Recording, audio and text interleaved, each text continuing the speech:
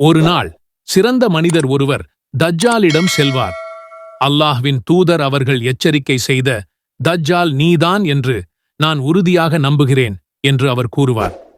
இந்த மனிதரை கொன்றுவிட்டு பின்னர் நான் உயிர்ப்பித்தால் நான் கடவுள் என்ற இவ்விஷயத்தில் சந்தேகம் கொள்வீர்களா என்று தஜ்ஜால் மக்களை பார்த்து கேட்பான். அவர்கள் மாட்டோம் என்பார்கள். உடனே அவரை தஜ்ஜால் கொல்வான். பின்னர் உயிர்ப்பிப்பான். உயிர்ப்பிக்கப்பட்டதும் அந்த நல்ல மனிதர் முன்பு இருந்ததை விட இன்னும் தெளிவாக நான் இருக்கிறேன் என்று கூறுவார். உடனே தஜ்ஜால் அவரை கொல்ல நினைப்பான். அவனால் அது இயலாது என்று நபிகள் நாயகம் ஸல்லல்லாஹு அலைஹி வஸல்லம் கூறினார்கள். இறந்தவர்களை உயிர்ப்பிப்பது என்பது ஒரே தடவை மட்டுமே தஜ்ஜாலால் செய்ய முடியும். தொடர்ந்து செய்ய இயலாது. ஒரு மனிதனை கொன்று அவனை உயிர்ப்பிப்பான்.